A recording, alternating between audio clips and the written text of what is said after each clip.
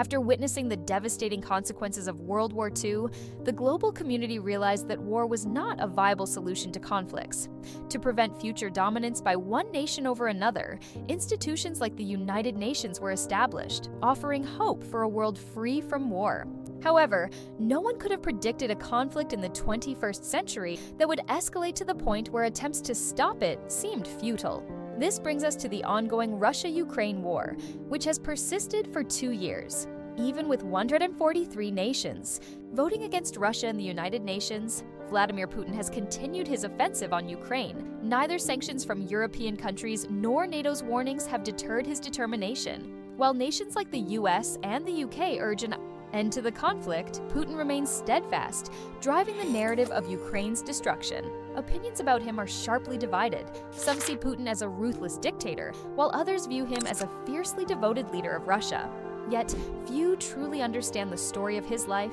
Born into a poor family, Vladimir Putin has always made decisions without hesitation. As a child, he dreamed of becoming a detective, a goal that led him to work with the USSR's KGB intelligence agents. Later, his ambitions shifted to politics, where he eventually became Russia's longest-serving president. How did a boy who once dreamed of being a detective become Russia's most powerful leader? What events shaped Putin's journey from an ordinary intelligence officer to the nation's president? Vladimir Putin was born on October 7, 1952, in Leningrad, USSR, now known as St. Petersburg. This city was the site of a horrific 872-day siege by German forces during World War II, which resulted in the brutal deaths of 800,000 people and widespread starvation. Putin was the youngest of 3 brothers, born to Spiridonovich Putin, a naval officer, and Maria Ivanovna Shalamova, a factory worker. Tragically, both of his older brothers passed away before his birth. One died in the 1930s, while the other succumbed to starvation in 1942 during the war. Growing up in extreme poverty, Putin's family struggled to make ends meet. They all lived in a cramped space, and the dire conditions of Leningrad meant he often spent his childhood evading rats outside their home. Poverty and malnutrition were widespread throughout the area, shaping the early years of Vladimir Putin's life. This area often saw frequent fights, and it was in this environment that a young and ambitious Vladimir Putin began building his strength and determination. Against his parents' wishes, he started training in judo. Before long, Putin had not only mastered judo, but also developed skills in fishing and horseback riding. Between 1960 and 1968, he attended primary school in Leningrad, studying up to the 8th grade. By 1970, he had completed high school at St. Petersburg High School. According to his teacher, Vera Gurevich, young Putin didn't have a clear idea of what he wanted to do with his life during his teenage years.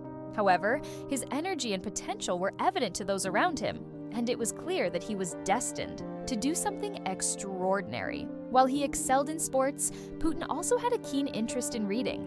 He spent his free time reading works by Karl Marx and Lenin. Additionally, he enjoyed watching movies, and one particular spy film had a significant impact on him. It inspired his childhood dream of becoming a spy. Such was his determination to serve his country that while still in the 9th grade, Putin approached the USSR's intelligence agency, the KGB, seeking a position.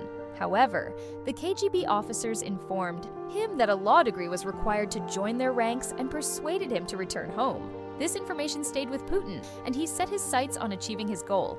In 1970, he enrolled in the law department at Leningrad State University, dedicating himself to his studies for the next 5 years. By 1975, he had earned his law degree and began seeking employment. That same year, at the age of 23, Putin achieved his dream by securing a position with the KGB. For Putin, joining the KGB was a dream come true. After working in his hometown of Leningrad for a decade, he was assigned to East Germany in 1985, specifically to the city of Dresden, where he served as a German translator. At the time, the KGB was in need of officers proficient in German, as Germany was divided into East and West following World War II. The USSR controlled East Germany, while West Germany was influenced by the United States, France, and England. In East Germany, political figures were unable to act against the government, as it remained under Soviet influence. In East Germany, another secret police agency known as the Stasi, or the Ministry for State Security, was active. Vladimir Putin, who was then a skilled German translator, began gaining recognition across the KGB for his exceptional work and intelligence acumen. This led to him collaborating with the Stasi on behalf of the KGB, focusing on monitoring activities in Germany that were hostile to the USSR. One of his key responsibilities soon became tracking NATO's strategies. Within a short time, Putin was overseeing recruitment and personnel transfers under the KGB's Dresden office. During this period, Germany was divided into 4 occupation zones following World War II. The western part was controlled by the United States, Britain, and France, while the eastern part remained under Soviet control. However, people in East Germany were dissatisfied with Soviet rule, feeling neglected by their government. Many aspired to join West Germany, where American influence had brought significant economic investment and a better quality of life. As a result, thousands fled East Germany in search of more promising opportunities in the West. This mass migration led the USSR to construct the Berlin Wall, intending to prevent East Germans from crossing to the West. However, the wall failed to suppress the desire for freedom, and resistance to it grew. On November 9, 1989, thousands of East Germans came together to dismantle the Berlin Wall in a historic moment of defiance.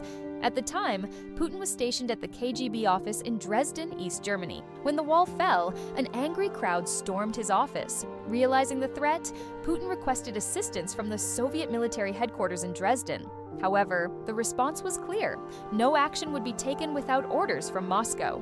With no help forthcoming, Putin faced 2 choices: surrender to the crowd or find a way to stand his ground. Rather than fleeing, Putin made a bold decision. He stepped outside his office and confronted the crowd, warning them that his guards inside would open fire if anyone advanced further.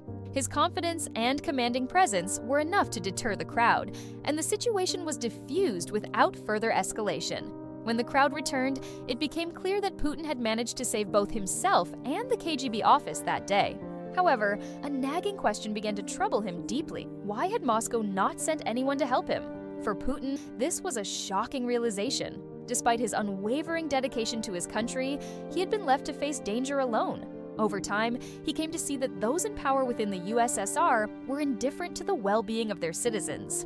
At the time of this incident, Mikhail Gorbachev was the president of the Soviet Union. Many Soviet citizens were dissatisfied with Gorbachev's policies.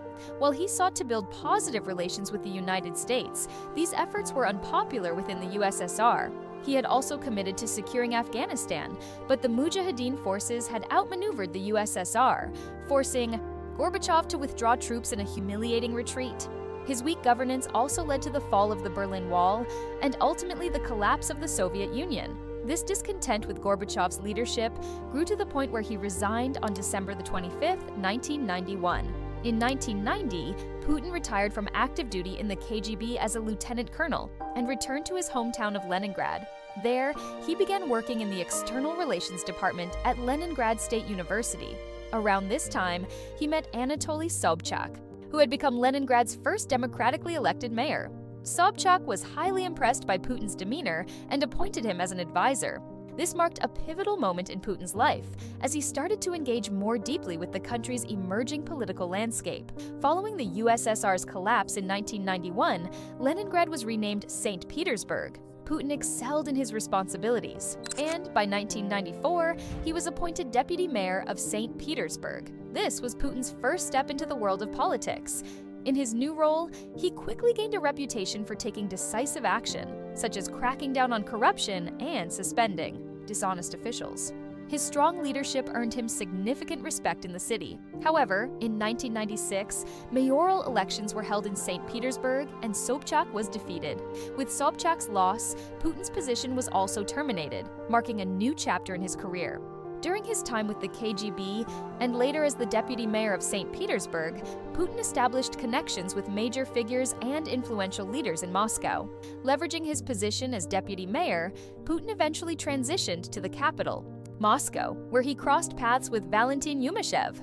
At the time, Yumashev held a significant role as the son-in-law of Russian President Boris Yeltsin. Impressed by Putin's demeanor and professional abilities, Yumashev introduced him to Yeltsin. On March 26, 1997, Yeltsin appointed Putin as the deputy chief of the presidential staff. Yeltsin, however, had a reputation marred by excessive drinking and a tarnished public image. His behavior often disregarded the decorum expected of a president, with incidents such as public dancing while under the influence, which further damaged his credibility. Moreover, Yeltsin became synonymous with corruption, as numerous scandals surrounded him during his time in office. Over time, he was labeled as a symbol of corruption in Russia, which angered and disillusioned the public.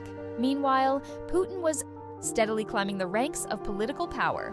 Putin developed a strong rapport with Anatoly Chubais, a prominent figure in Leningrad, earning his trust and advancing to higher administrative roles.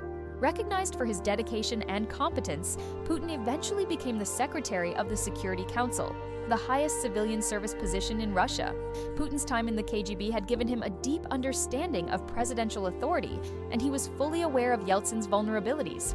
Once he began working closely with Yeltsin, Putin immersed himself in Russian politics. With Yeltsin frequently distracted by his personal habits, Putin took on much of the president's workload. Using his sharp decision-making skills, Putin quickly brought order and efficiency to Yeltsin's administration. This earned him Yeltsin's growing trust as the country's situation began to stabilize under Putin's influence. Putin's assertive leadership and strategic thinking won Yeltsin's full confidence in a short span of time. Yeltsin served as president from 1991 to 1999, during which Putin steadily solidified his influence within Russian politics.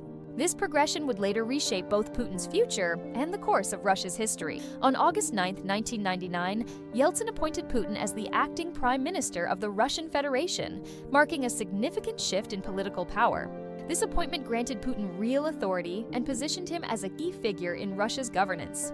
Following the collapse of the USSR, Chechnya declared itself independent, leading to years of conflict with Russia. Despite Chechnya's claim of independence, Russia maintained significant influence over the region, fueling ongoing tensions. By 1998 to 1999, the conflict had escalated dramatically, with Chechen Islamic fighters launching terrorist attacks across Russia, including bombings. These events marked a critical period of unrest and set the stage for Putin's rise as a decisive leader. In August 1999, Chechen fighters carried out bombings in several Russian cities, including Bansk, Moscow, and Volgodonsk. These attacks, known as apartment bombings, claimed the lives of over 300 people and left more than 1,000 injured. The devastation caused widespread outrage across Russia, fueling anger and a growing demand to put an end to Chechen terrorism. Amid the escalating tension, President Boris Yeltsin resolved to take decisive action against Chechnya. He entrusted Vladimir Putin with the responsibility of leading the effort. Once in charge, Putin declared war on Chechnya and ordered an all-out military offensive. His message was clear: Moscow would reassert control over Chechnya. Russian troops poured into the region, destroying anything in their path. Hospitals, schools, and civilian infrastructure were not spared. The conflict brought massive destruction to Chechnya, leaving over 80,000 people dead. This brutal campaign became known as the Second Chechen War. To showcase the devastation and justify the military response, Russian soldiers were equipped with helmet cameras to capture the scenes of destruction and remind the public of the apartment bombings that had claimed the lives of 300 Russians. This harsh retaliation reshaped Putin's image, portraying him as a strong leader. His popularity soared, and many in Russia began to see him as a national hero. Just 2 months after the war began, in December 1999, Boris Yeltsin unexpectedly resigned from the presidency. By then, Putin's reputation had grown immensely, aided by his close relationship with Yeltsin. On December 30, 1999, Putin assumed the role of interim president. A few months later, in March 2000, Russia held presidential elections. Putin secured 53% of the vote, officially becoming president for the first time. Once in office, Putin focused on major reforms within Russia. He launched a campaign against corruption, strengthened the military, and worked to improve the standard of living for the people. Wages began to rise, inflation dropped, and the economy showed positive growth. The country's GDP flourished, and the Russian population began to experience significant improvements in their quality of life. Much of this progress, however, was tied to the global increase in demand for oil. During this period, oil prices surged, elevating Russia's revenue and boosting the incomes of its citizens.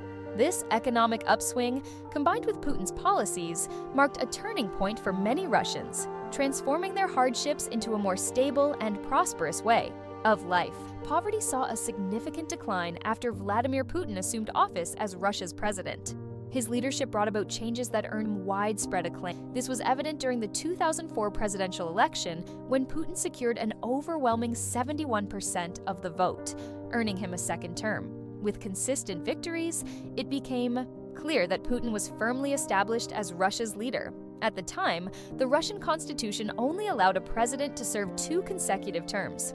After completing his terms in 2000 and 2004, many assumed that Putin's time in office would end with the 2008 election. His opponents anticipated a shift in power, expecting Putin to step down. However, Putin had other plans that no one saw coming.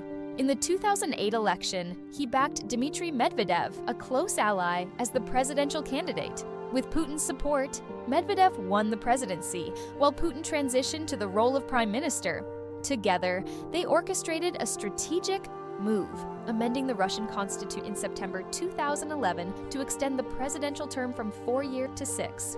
By 2012, Putin was ready to return to the presidency. Although the constitution barred a president from serving more than 2 consecutive terms, it didn't prohibit an individual from serving a third non-consecutive term. Capitalizing on this loophole, Putin campaigned for the presidency once more.